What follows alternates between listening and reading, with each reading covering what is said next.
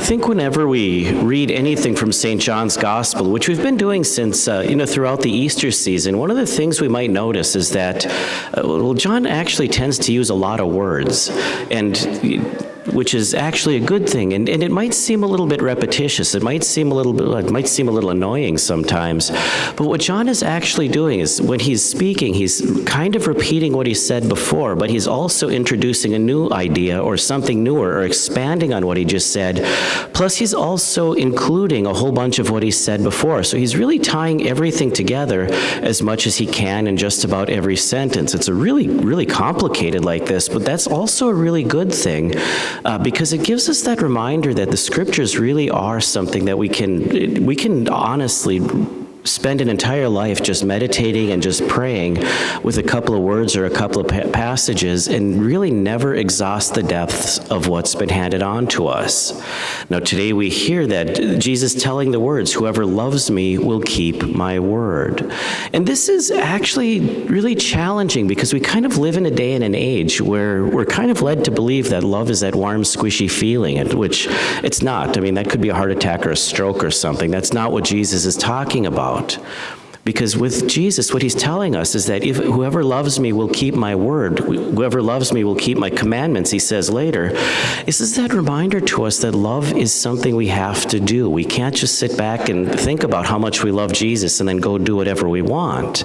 Love is a decision for the good of the other, for the sake of the other. Now remember, last week Jesus said, "Love one another as I have loved you." And this is that reminder that Jesus really is the model of love, that when he died on the cross, that was the perfection of his love. That was the absolute ultimate example of the love that he has for each and every one of his people. And when we see that love, it makes us want to change. It makes us actually want to follow his commands, not because we fear punishment, which that's not always a bad motivation, but it makes us want to follow him out of love, because we want to be close to him, because we've seen the love that he has for us. Now, I know there was, back in the 70s and 80s, there was somewhere along the line, there was that song, "They'll know we are Christians by our love." And I think I quoted this one at the Friday morning Mass, because I absolutely hate that song. Because I always ask the question, they'll know we are Christians by our love. It's like, will they really?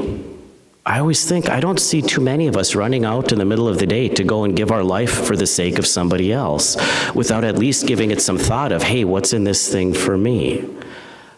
Our call really is to imitate Christ. Whoever loves me will keep my word. Love one another as Jesus has loved you. Take up your cross daily and follow me. Jesus' commands are actually really, really challenging. And at a number of points in his public ministry, in his public preaching, he actually took the commandments, the Big Ten, and he made them harder. He made them tougher for us to follow, which on the one hand, with his grace, all things are possible. But it's also another reminder of just how much we absolutely need his grace. Whoever loves me will keep my word. Now, St. John the Baptist, who basically, when he baptized Jesus, another feast day, which is a pretty cool one, but it's that reminder that Jesus entered into our world to change and to transform it, to sanctify it. But when Jesus accepted John's baptism, he was also showing approval of John's message. Now, just the quick summary version of John's message was, quit sinning, which easy on paper. But it's that reminder to us that Jesus calls us out of sin and into following him. If we're really honest with ourselves, we know that St. Thomas Aquinas was absolutely right when he said that sin darkens the intellect and steals joy. Paraphrased, sin makes us sad and stupid. It's really not a joy-filled, it's not a peace-filled way to exist. It's actually pretty miserable. And Jesus doesn't want that for us. He wants us to live in accord with his commands, because what his commands give is a very real and lasting peace. My peace I give to you, not as the world gives do I give it to you. Do not let your hearts be troubled or afraid.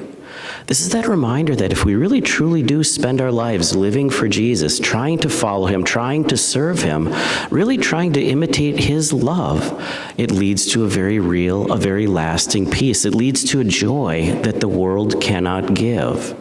mean, if it was a peace and a joy that the world could give, there are all sorts of illegal substances out there that can do it. That's not what Jesus calls us to. He calls us to something deeper. He calls us to something better. He calls us to serve him in this life, to follow him, to follow his commands, to serve one another and accept his peace and joy in this life, knowing that his peace and his joy are completed and fulfilled in the eternal kingdom of heaven, where he wants us to one day follow him.